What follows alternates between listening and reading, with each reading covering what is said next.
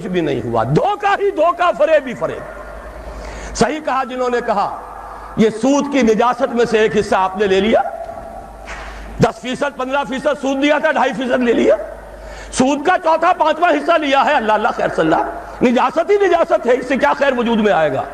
ہاں کچھ مولوی خوش ہو گئے، کچھ مدرسوں کے وظیفے بن گئے، کچھ حقیقی اور کچھ مصنوعی دفتروں صرف رجسٹروں پر لکھے ہوئے مدرسے، ان کے لیے زکوٰۃ شروع ہو گئی۔ یہ ہوا ہے زکوٰۃ کی بدنامی کا دو طرفہ کام۔ زکوٰۃ حقیقت میں ہے کیا، اس کو سمجھ لیجئے۔ زکوٰۃ کے اعتبار سے بھی شریعت اسلامی کی روح سے مال جو ہے وہ دو قسم کا ہے۔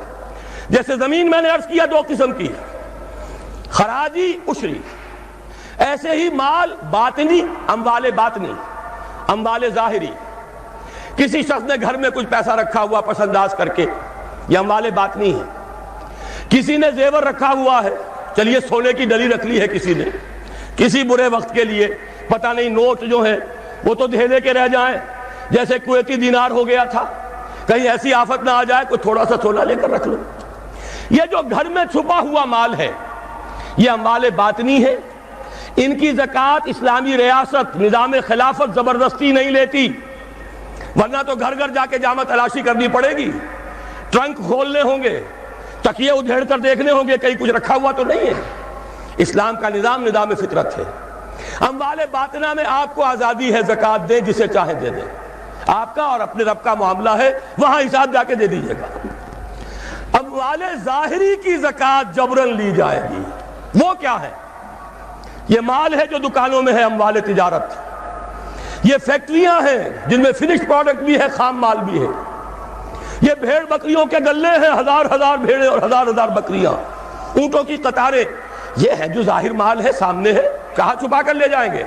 گودام بھی ہے تو وہ گھر تو نہیں ہے، گودام کی تلاشی ہو سکتی ہے، دکان کا حساب لگایا جا سکتا ہے۔ فیکٹری کے اندر اس کی زمین، اس کی مشین، اس کے ٹولز ایگزمپٹ، اس پر زکوٰۃ نہیں ہے۔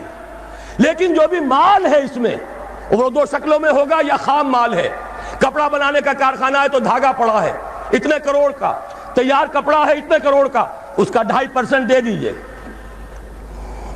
مال ہے 5 لاکھ کا دکان کے اندر، 2.5% دے دیجئے، اموال ظاہر ہے۔ اور اس میں اس سے کوئی غرض نہیں کہ سال بھر میں آپ نے کچھ کمایا کہ گوایا۔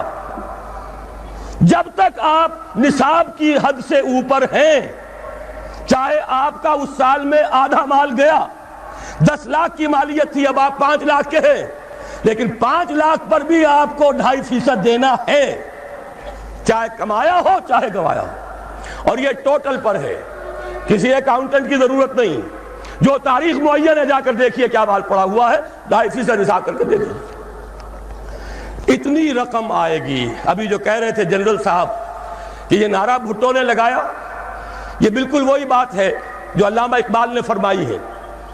مغربی تہذیب میں بھی ایک حصہ حق کا ہے، اگرچہ باطل نے اس کے اوپر پورا غلبہ حاصل کر لیا، لیکن حق کا حصہ اس میں بھی تھا۔